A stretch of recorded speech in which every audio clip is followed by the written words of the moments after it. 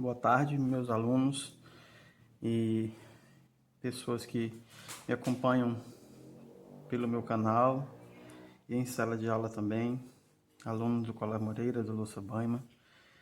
Hoje estamos aqui mais uma vez para gravar um vídeo, ainda falando de ligações químicas, onde nós já falamos sobre regra do octeto, ligação iônica, ligação covalente normal, ligação covalente dativa. Hoje nós iremos continuar falando de ligações covalentes, só que de um ponto bem específico de ligações covalentes, que nós chamamos de polaridade das ligações covalentes, certo?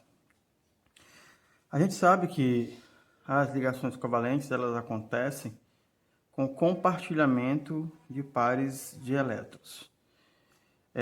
Vamos iniciar nossa aula fazendo a leitura desse primeiro ponto que foi colocado aqui, que diz o seguinte: as ligações covalentes.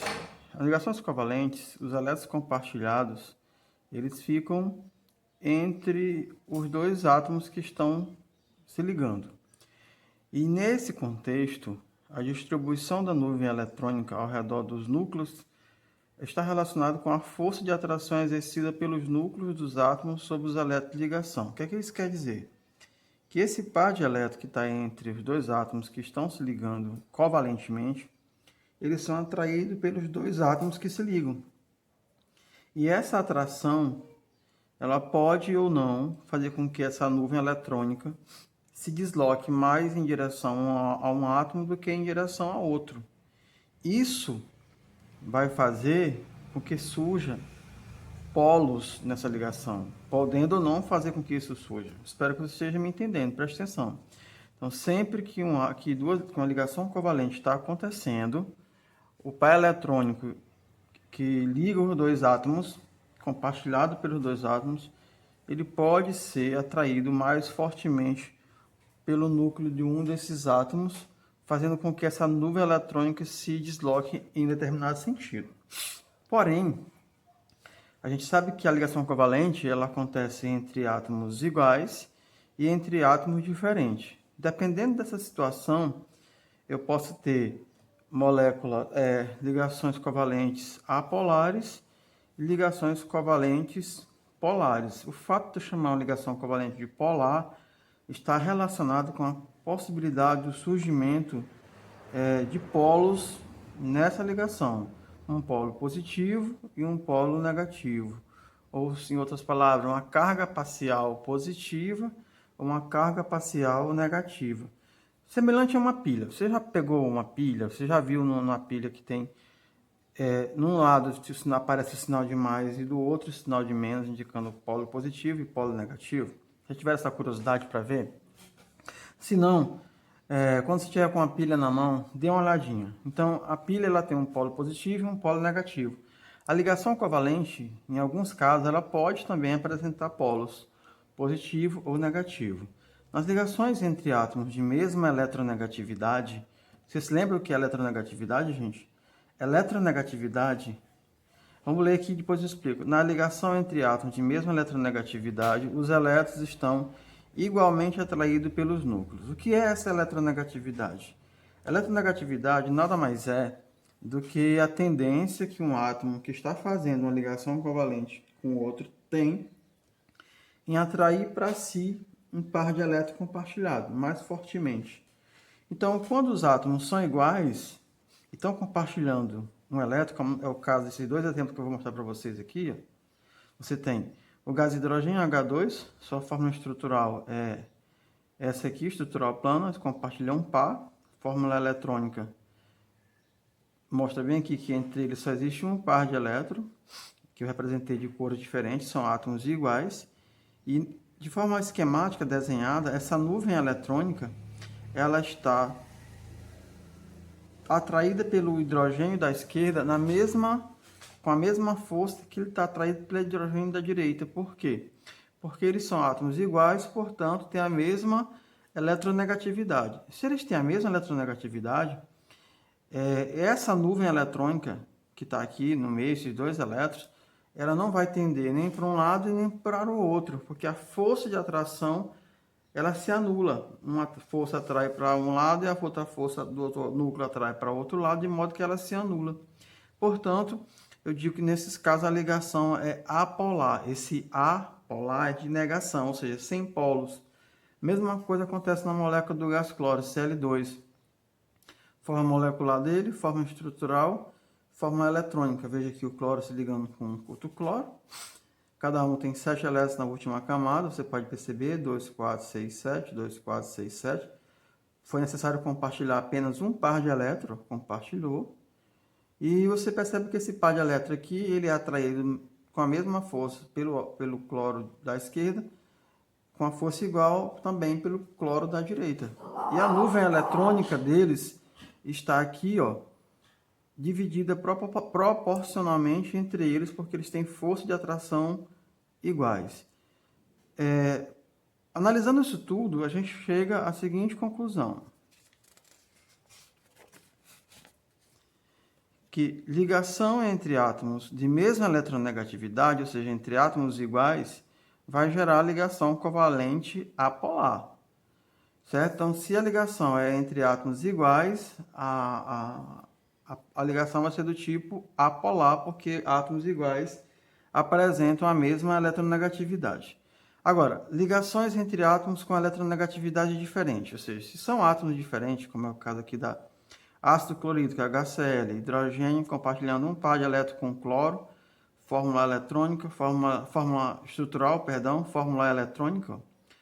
O cloro tem 7 elétrons na última camada, porque pertence à família 7A. O hidrogênio só tem um, compartilharam um parzinho aqui. O cloro ficou com 8 agora, 2, 4, 6, 8 atingindo o octeto.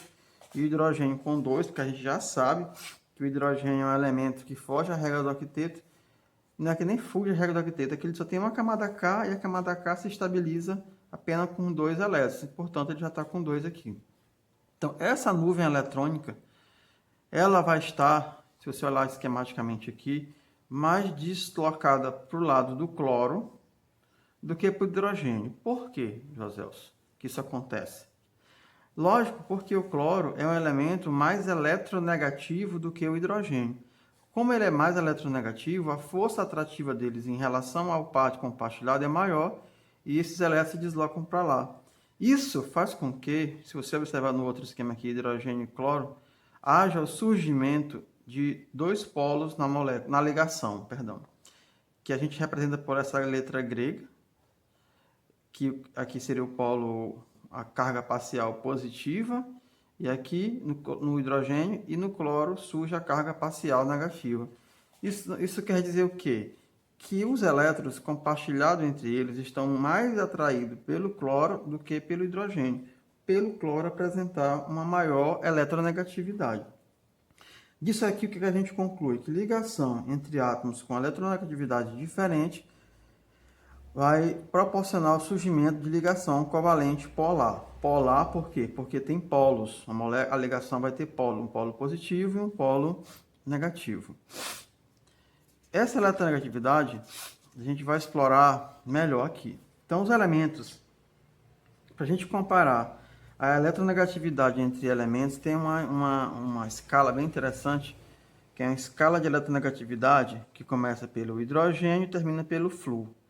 Veja que o hidrogênio é o elemento menos eletronegativo e o flúor nessa escala é o mais eletronegativo. Quanto maior a distância entre um e outro aqui nessa escala, maior é a polaridade da ligação. Então, se eu tiver uma ligação do hidrogênio com carbono e uma ligação do hidrogênio com flúor, como a diferença de eletronegatividade entre o hidrogênio e o flúor é bem maior, eu posso dizer que a polaridade da ligação hidrogênio-flúor é bem maior que a polaridade da ligação hidrogênio-carbono, porque o hidrogênio, o flúor, está bem aqui na ponta dessa escala de eletronegatividade como o elemento mais eletronegativo da tabela periódica.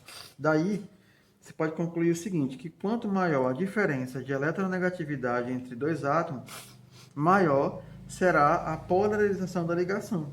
Então, isso aqui nos auxilia na previsão de polaridade das ligações existentes entre esses átomos aí.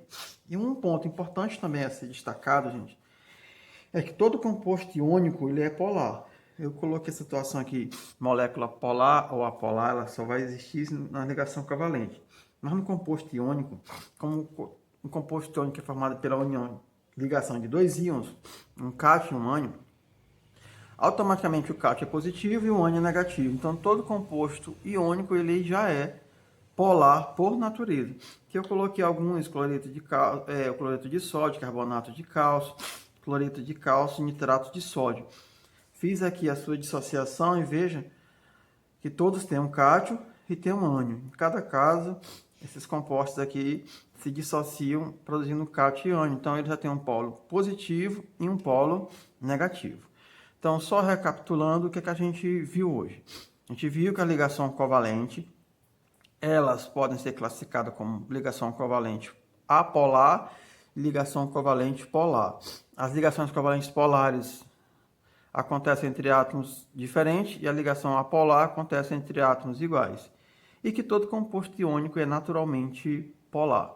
Então, espero que vocês tenham compreendido nossa aula de hoje. É importante que você preste atenção nos detalhes, faça as anotações para que você possa ter um entendimento melhor a respeito disso.